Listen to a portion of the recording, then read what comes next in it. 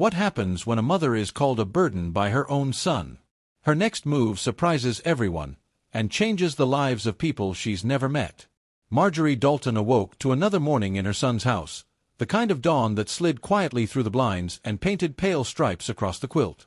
She moved slowly, her back stiff, hands a little swollen, feeling every year of her 74 lived winters. The guest room was still and small, crowded with the boxes that had followed her from her old apartment. Family photos, her teapot collection, the crocheted afghan she'd made before arthritis claimed her knuckles. Down the hall, her son Ethan's voice was already rising, short and clipped, as he wrangled his 2 children through the breakfast routine. Shoes. Backpacks. We're going to be late again.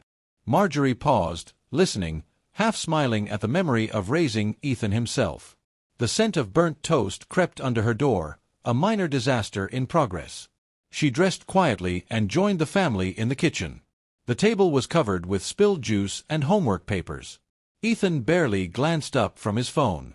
His wife, Carla, managed a thin smile, sliding a plate of cold eggs in Marjorie's direction. The children, Sammy, 6, and Olivia, 9, argued over who got the last pancake. Marjorie interjected gently, offering it to Olivia, and was met with a grateful, if distracted, "Thanks, Grandma." Ethan's irritation simmered all morning. He barked at the kids, snapped at Carla about the bills, and scowled at the clock. As he left for work, he paused at the doorway, eyeing Marjorie and the stack of dishes. "Don't forget to lock up if you leave, Mom," he muttered, barely audible. The door slammed. Marjorie stood for a moment, breathing deeply. After breakfast, she washed the dishes, swept the crumbs, and wiped down counters sticky with syrup. Carla retreated to her laptop in the living room, working remotely. The children's laughter, once a bomb, faded as the school bus carried them away. The house was suddenly cavernous. Marjorie wandered the silent rooms, her fingers tracing the edges of picture frames and dusty knickknacks. She'd lived here nearly a year now, since her fall last summer forced her to sell her apartment and move in. It had seemed, at first, a blessing, Ethan insisting, "We'll help you, Mom, it's what family does." But over months, small kindnesses had curdled. She overheard whispered arguments, caught glimpses of Carla's tight jaw, Ethan's long sighs as he scrolled bills and insurance papers. She spent the afternoon in the garden, tending a neglected row of marigolds. Carla barely spoke, lost in work. When the kids came home, they brought a rush of noise and stories, but Ethan returned late, grim-faced. Dinner was a quiet affair. Meatloaf, peas, not much conversation. As they cleared the table, Marjorie offered to dry dishes. Ethan snapped, "It's fine, Mom. Just go rest, okay?" Carla shot him a warning glance, but he only shook his head, voice low but audible. "She's not helping. She's just a burden." Marjorie stood frozen, dish towel in hand, the words settling in her chest like a stone. That night, she lay awake, staring at the familiar crack in the ceiling. She replayed Ethan's words, feeling them unravel all the gratitude and hope she'd carried into this home. She thought of the friends she'd left behind, the neighbors who used to check in, the church she'd loved. Was she truly a burden, or simply someone whose usefulness had passed? She rose from bed and padded quietly to the living room, wrapped in her shawl. Through the window, the town was quiet, streetlights pooling on empty sidewalks. Marjorie wondered if kindness was still welcome in the world, if perhaps it could find her in places she hadn't looked. She poured herself a cup of tea, warming her hands, her mind swirling with half-formed ideas. She whispered, "I am not just something to endure. I still have something left to give." The resolve, soft as it was, kept her steady long after the house had gone silent. Marjorie rose early the next morning, sunlight just creeping through her curtains. She moved quietly around the guest room, folding her pajamas and smoothing the quilt, careful not to disturb the order she'd finally achieved in this unfamiliar space. Down the hall, she heard Carla's hurried footsteps and the hiss of the shower. The house soon filled with the sounds of a weekday morning, clattering spoons, Olivia practicing spelling words, Ethan muttering over his phone, Sammy's cartoon theme song in the background. Marjorie took her time dressing, choosing her blue sweater, the one her late husband, Tom, always said made her eyes sparkle. She pinned on her mother's brooch for luck, a small act of self-respect. At breakfast, she sat quietly as the family whirled around her, Ethan making little effort to meet her gaze. When Carla left for a meeting, she offered Marjorie a distracted wave, her mind already on work. After the bus carried the children off, the house slipped into silence. Marjorie washed the breakfast dishes and tidied the living room, pausing to arrange the sofa pillows just so. She hesitated in the hallway, wondering how she'd fill the hours, an ache of loneliness pushing at her chest. She wandered to the kitchen, where a stack of mail waited. She leafed through bills and circulars until a pale yellow envelope caught her eye. Her name, Mrs. Marjorie Dalton, was written in careful script. It was from St. Andrew's Church, a place she hadn't visited since moving in. The letter was an invitation to their upcoming Community Kindness Day, a call for volunteers to knit hats for the homeless, prepare meals, or simply share company with those who needed it. "We miss your gentle hands and warm spirit," it read. Marjorie's heart fluttered with hope. She made tea and called the church office. The new secretary, Linda, answered with warmth and enthusiasm. "We'd love to see you, Marjorie. We can even arrange a ride." Marjorie smiled, promising to come. It felt like the first step toward reclaiming a piece of herself. Ethan came home for lunch, surprising her. He rummaged through the fridge, barely acknowledging her presence. "Anything exciting today, Mom?" She hesitated, then told him about the church invitation. Ethan grunted. "That's nice, I guess. Just don't overdo it, okay?" Marjorie nodded, feeling his concern edged with doubt. That afternoon, she dug out her knitting needles and sorted through her yarn basket. She called her old friend Dorothy for advice about the bus schedule. Dorothy sounded delighted, offering stories about her own volunteer work and promising to save her a seat at the church on Saturday. Their conversation left Marjorie glowing, a flicker of her old confidence returning. The rest of the day moved gently. She walked to the corner market for groceries, the air brisk and bracing. The cashier, a young man named Tyler, greeted her by name. "Good to see you, Mrs. Dalton." She bought apples and a bouquet of daisies, her own treat. Back home, Carla complimented the flowers, and for a moment, conversation flowed easily. Marjorie helped Olivia with her homework, remembering when Ethan had struggled with the same math problems. Sammy built a tower of blocks and giggled when she joined in, his laughter echoing the little boy Ethan once was. Dinner that night felt less strained. Marjorie told a gentle story about her childhood, helping her mother bake bread for neighbors during hard times. The story drew a smile from Carla and even a nod from Ethan. Olivia asked, "Grandma, will you bake with me next time?" And Marjorie promised she would. Later, alone in her room, Marjorie laid out her clothes for Saturday's event. She arranged her knitting bag by the door, heart fluttering with anticipation and nerves. She looked in the mirror and whispered, "Tomorrow, I'll be more than a burden. Tomorrow, I'll be useful again." With that hope, she drifted into the deepest sleep she'd known in months. Saturday dawned gray and chilly, the sky spitting rain as Marjorie slipped on her raincoat and sturdy shoes. The house was still, Ethan was out for an early run, Carla and the children slept late, grateful for a weekend's calm. Marjorie tiptoed to the kitchen, making herself oatmeal and tea, checking her bag twice, knitting needles, balls of soft yarn, reading glasses, church invitation. She pinned her mother's brooch to her coat and left a note on the counter, "Gone to St. Andrew's, back for lunch. Love, Mom." She walked to the corner, umbrella in hand, face tingling in the wind. The bus arrived right on time, hissing to a stop, and Marjorie nodded a quiet good morning to the driver. She found Dorothy at the front, waving excitedly, her gray hair tucked beneath a bright red beret. They rode together, laughing over memories of church bazaars and quilting bees, the city outside rushing past in streaks of wet gray. St. Andrew's was warm and bustling. The basement hall was already filled with cheerful chaos, tables of yarn, sewing machines humming, children drawing thank-you cards, the smell of coffee and fresh bread wafting from the kitchen. Linda, the new secretary, greeted Marjorie with a hug. "We're so glad you came. You're at table 3, with the knitters." Marjorie settled in among a group of women, some familiar, some new. There was Mrs. Alvarez, who remembered Marjorie's lemon bars from the old bake sales, and young Jasmine, learning to purl for the first time. They shared patterns, traded family stories, and worked together in an easy rhythm. Marjorie's fingers ached, but the work soothed her, the click of needles a music she'd nearly forgotten. After an hour, she moved to the kitchen, where volunteers packed sandwiches and hot soup for the local shelter. Marjorie donned an apron and ladled soup with steady hands. She chatted with Tom, a retired teacher who delivered meals, and helped little Emma tie ribbons around brown paper lunch bags. "Are you new here?" Emma asked. "No, just returning," Marjorie smiled. Emma grinned. "I hope you stay." By late morning, Marjorie joined a circle of teens decorating cards.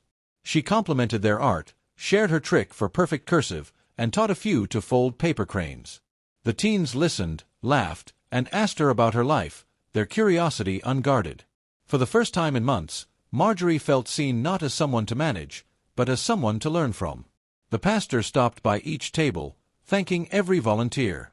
When he reached Marjorie, he took her hands warmly. "It's a gift to have you back, Marjorie. You always lift the room." Her eyes shimmered, she bit back tears, nodding in gratitude. At noon, lunch was served for the volunteers: soup, sandwiches, slices of coffee cake. Marjorie and Dorothy sat together, sharing gossip and old jokes. Linda announced the day's tally. "We've made 76 hats, packed over 100 meals, and written 150 cards.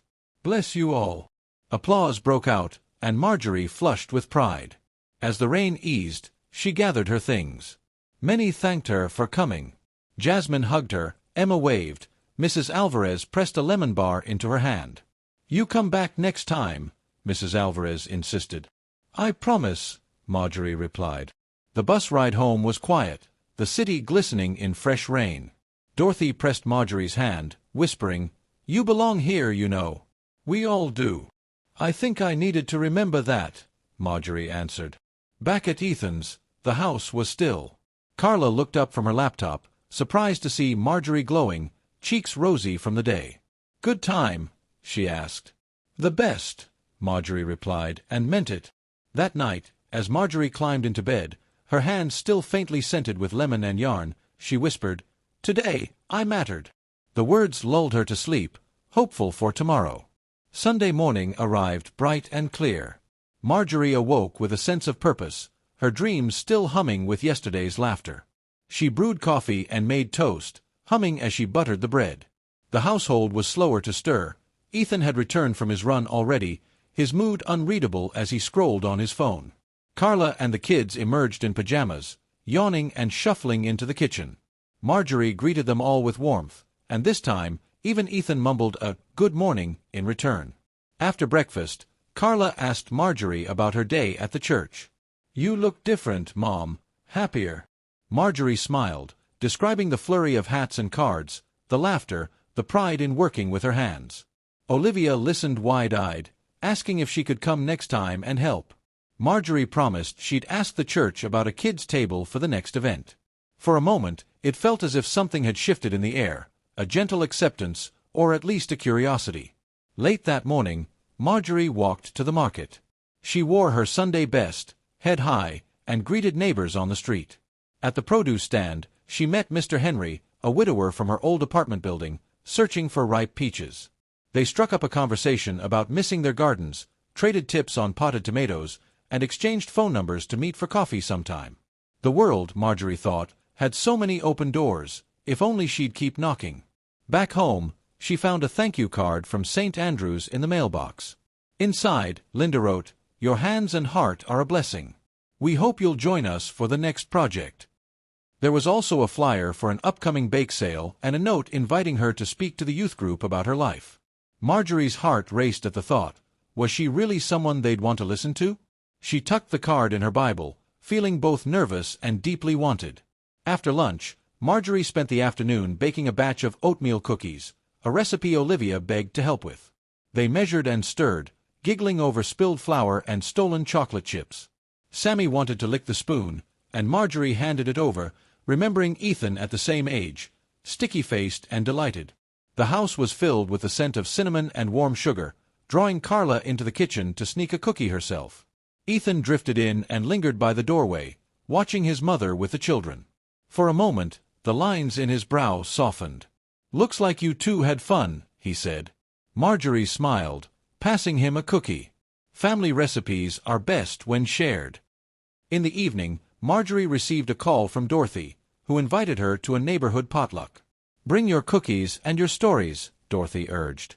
Marjorie agreed, her calendar suddenly feeling full in a way it hadn't since before Tom's passing. As night crept in, Marjorie wrote a note in her journal. Today I spread kindness, and kindness found its way back. The ache of Ethan's words still lingered, but it no longer stung as sharply. In its place was a sense of belonging, a conviction that she was, and always could be, a blessing in the world, no matter what anyone called her. Marjorie fell asleep that night with a smile, dreaming not of being a burden, but of opening doors, one gentle act at a time. Monday brought a steady drizzle and the gentle tap of rain on the kitchen window. Marjorie awoke early, savoring the quiet. She dressed in her soft gray sweater and slacks, added a string of pearls, and tied her hair back. The calendar on the fridge marked her new plan: visit the senior center for Cards and Company, a weekly gathering she'd seen advertised at the market. Ethan was gone before sunrise, and Carla left the children to their cereal, rushing for an early meeting. Marjorie tidied up, made sandwiches for the children's lunches, and slipped a note in Olivia's backpack. You make me proud every day. The kids left for school with hurried waves, but Olivia blew a kiss from the driveway, warming Marjorie's heart. After washing up, Marjorie took her umbrella and headed to the bus stop. The ride to the senior center was a new adventure. She watched the raindrops race down the windows and smiled at her reflection. At the center, she was greeted by a chorus of friendly faces. Mr. Henry from the market waved her over, introducing her to his table of card players. The room buzzed with laughter and stories. Marjorie played bridge with Mr. Henry and two women named June and Alma, sharing tales of grandchildren, favorite recipes, and old travel memories. When Alma mentioned her trouble with arthritis, Marjorie quietly offered her best tips for managing pain, and later handed her a hand-crocheted potholder from her bag, one she'd made months ago, just in case. During lunch, the center's director invited Marjorie to help lead a new knitting group. We heard about your work at St. Andrews. Would you show us your patterns? Marjorie agreed, feeling a swell of pride and anticipation. She spent the afternoon teaching 4 women the basics, hands guiding hands, the room echoing with giggles and the snap of yarn. Mr. Henry suggested they co-host a Garden Stories talk for the center's spring festival. Marjorie hesitated. Public speaking had never been her strength, but the encouragement of her new friends gave her confidence. She penciled the date in her planner. On her way home, she stopped by the grocery. Tyler, the young cashier, recognized her and asked if she'd brought more cookies. She promised a batch next time, and he grinned, wishing her a good day. Returning to Ethan's, Marjorie found the house still and peaceful. She brewed tea and wrote a letter to her friend Mabel in Ohio, sharing her recent adventures and promising to visit if she could. She started a new scarf for Dorothy, choosing cheerful blue yarn. The children came home with stories of school. Olivia showed off a star sticker from her teacher. Sammy gave Marjorie a drawing of their family with Grandma right in the middle. Carla, exhausted but grateful, accepted help with dinner and asked Marjorie for her lasagna recipe. The kitchen hummed with easy conversation. After dinner, Marjorie called Dorothy and invited her to the senior center next week. She tidied her room, laid out her knitting, and added a note to her gratitude journal. Today I gave freely, and friendship came in return. That night, as rain fell gently, Marjorie felt her heart settle. She understood now. Every kindness she shared returned to her, multiplied in laughter, in smiles, in the soft touch of a hand. The world was wide, and her place in it grew with every step she took beyond the walls of being called a burden. By Tuesday, the rain had stopped, and sunlight streamed across the kitchen floor. Marjorie rose early, humming as she set out coffee and toast for Carla and the children. Carla, bleary-eyed, thanked her and lingered a moment longer than usual before her morning call. "You're a lifesaver, Marjorie," she said, her gratitude real and soft around the edges. After the children left for school, Marjorie pulled out her knitting bag, determined to finish the scarf for Dorothy before the week's end. She sat by the window, the click of needles steady, her mind drifting between stitches and yesterday's warmth at the senior center. The quiet house felt less lonely these days. The calendar on the fridge was filling up: potluck, knitting group, bake sale, and the spring festival. Late morning, Marjorie received a call from Linda at St. Andrews. "We're collecting blankets for the shelter, Marjorie.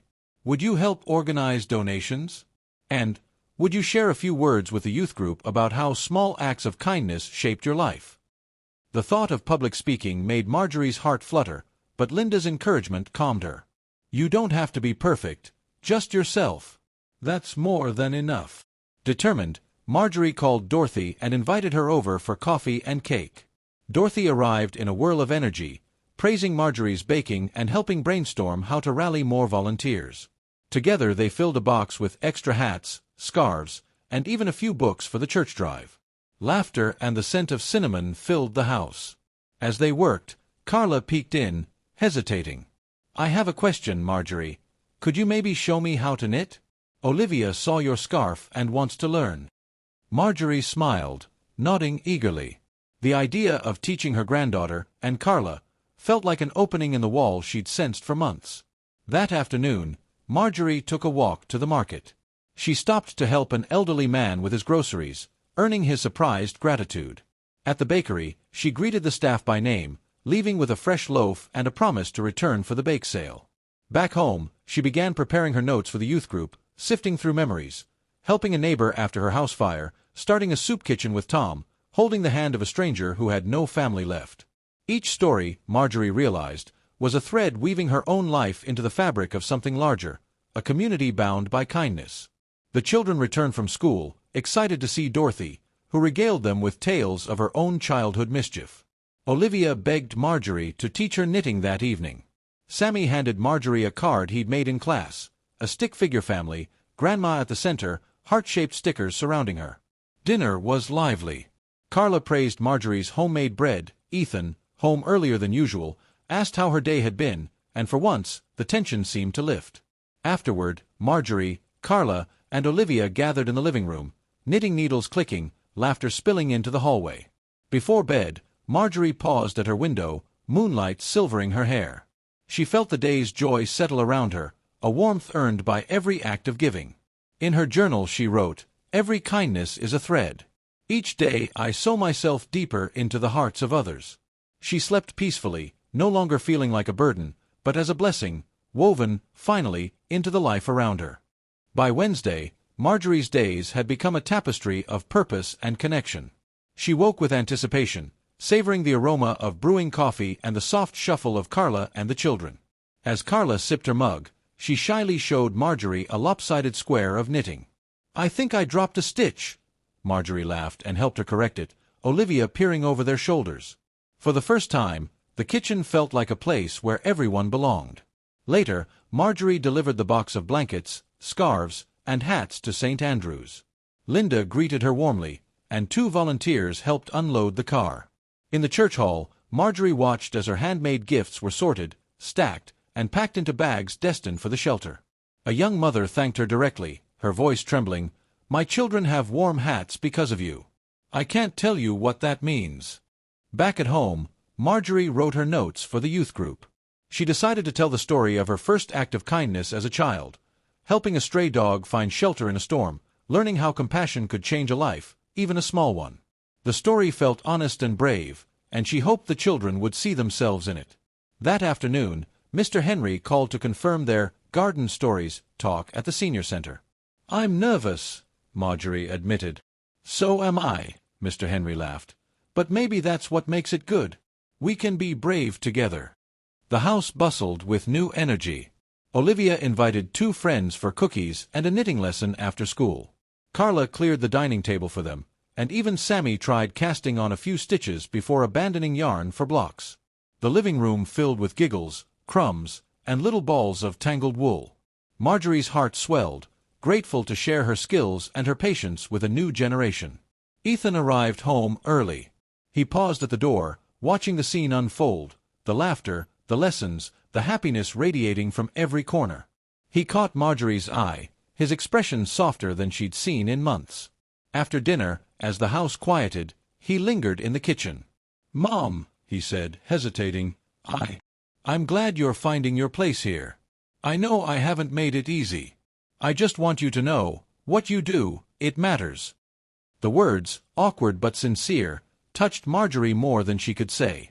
She squeezed Ethan's hand, a simple reply, "Thank you, son. I only ever wanted to help." He nodded, and for the first time in months, they both felt the weight of misunderstanding begin to lift. Later, Marjorie called Dorothy, who cheered her progress.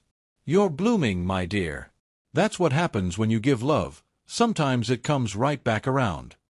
Before bed, Marjorie gazed at the family photo on her nightstand. For so long, she'd feared outliving her usefulness, fading into the background. Now, kindness had rippled outward, touching strangers, neighbors, and even the hearts under her own roof. She wrote in her journal, "Blessings flow outward, and sometimes, if you wait, they return like the tide." Sleep found her easily, the house quiet, the burden she once carried grown lighter with every act of giving. Thursday dawned clear and golden, sunlight painting shifting patterns on the kitchen tiles. Marjorie woke early, her mind gently alive with anticipation rather than worry. The house was already in motion, Carla at her laptop, hair swept up and glasses perched on her nose, Olivia humming as she practiced her knitting at the table, Sammy turning cereal boxes into castles under her feet. The air was rich with the aroma of fresh coffee and something sweet sizzling on the stove. Ethan surprised everyone by making breakfast, fluffy pancakes, crisp bacon, and a bowl of berries. "I thought you deserved a proper meal, Mom," he said, setting a plate before her with a rare, genuine smile. Marjorie beamed, touched by the simple gesture. Olivia offered her a handmade friendship bracelet, its beads spelling out hope. "For courage at your talk, Grandma," she whispered. Carla caught Marjorie's eye and mouthed, "Thank you," the words packed with new warmth.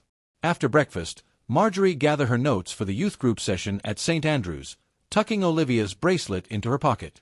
Ethan insisted on giving her a ride. As they drove, he glanced over. "I know I said things I regret, Mom. I'm sorry. You're not a burden. You've made our house better." The apology, unexpected, sincere, filled Marjorie's heart with hope. At the church, Linda welcomed Marjorie and led her into a sunlit room bustling with chattering kids. Marjorie's nerves fluttered, but Olivia's bracelet steadied her hand as she stood to speak. She began with the story of the stray dog she'd rescued as a child, how small kindnesses could ripple outward, transforming both the giver and receiver. She spoke about the ache of loneliness and the courage it takes to reach out, even when feeling invisible. The children listened intently. One, shy and fidgeting, asked, "Were you ever scared, Mrs. Dalton?" Marjorie smiled. "Yes. But every act of kindness makes you braver for the next one." When she finished, a line of children hugged her, some pressing crumpled thank-you notes into her hands. Linda pulled her aside. "You made them feel seen. That's something not everyone can do." Afterward, Marjorie stayed to help pack snack bags for the after-school program, her hands working with practiced efficiency. She joined in a game of dominoes, laughing with the children, feeling decades younger. Later that afternoon, Marjorie and Mr. Henry co-hosted Garden Stories at the Senior Center. The room was full, old friends and new faces eager for connection. Marjorie told of triumphs and failures in her garden, of losing a prized rose bush to frost and the joy of seeing wildflowers bloom from seeds blown in on the wind. She listened to stories of stubborn tomatoes, miraculous sunflowers, and neighbors who became family over shared fences and borrowed shovels. Alma, one of the knitters, presented Marjorie with a small potted violet. "For bringing us all together," she said, voice trembling with emotion. Mr. Henry toasted Marjorie with his coffee. "Here's to new seasons, and to friends who make every patch of dirt worth tending." Laughter followed, easy and warm. Marjorie left the center with arms full of gifts, a basket of homemade bread, a jar of peach jam, and more invitations than she'd received in years. On the way home, Marjorie stopped at the market. Tyler, the cashier, waved her to the front of the line, grinning. "This one gets VIP treatment. Best cookies in town," he declared. A little girl ahead of her tugged her sleeve and whispered, "My grandma says your scarves are magic." Marjorie knelt to tie the girl's shoe, touched by the sincerity in her eyes. Back at Ethan's, the afternoon sun warmed the living room. Marjorie prepared dinner, roast chicken, herb potatoes, and a simple salad. Carla offered to set the table, and Olivia made place cards for everyone, each inscribed with the word grateful, joy, love, family. Sammy placed Marjorie's at the head of the table. Dinner was filled with laughter, stories from everyone's day, and second helpings of potatoes. Ethan made a toast, glass of lemonade held high, to Mom, for teaching us that kindness isn't just for strangers, but for the people right in front of us, too. Marjorie blinked back tears, the weight of the past months finally lifting. After dinner, Carla and Marjorie tidied the kitchen side by side. "I know it hasn't always been easy, having another adult in the house," Carla admitted, voice quiet. "But you've brought us together in ways I never expected." Marjorie squeezed her hand. "Sometimes it just takes a small act to open a big door." That evening, Marjorie and Olivia knitted on the couch, the air humming with contentment. Marjorie's phone buzzed with new messages: Dorothy, Alma, Linda, all sharing thanks, photos, and invitations. She made notes in her journal. "Today I felt the world reach back. I am a blessing, and I am blessed in return." Before bed, Marjorie stood at her window, watching the last pink light fade. She remembered Ethan's words, the warmth of Olivia's bracelet, the laughter at the center, the little girl at the market. She felt whole, useful, and cherished, not just for what she could give, but for who she was. The moon rose. Marjorie slipped into sleep, knowing her life's true measure wasn't found in what she'd lost, or in labels others had pressed upon her. It was found in every small act of care, each one a seed, each kindness growing, touching roots she might never see. She was no one's burden. She was, and would always be, a blessing, woven into the lives of strangers, friends, and family alike.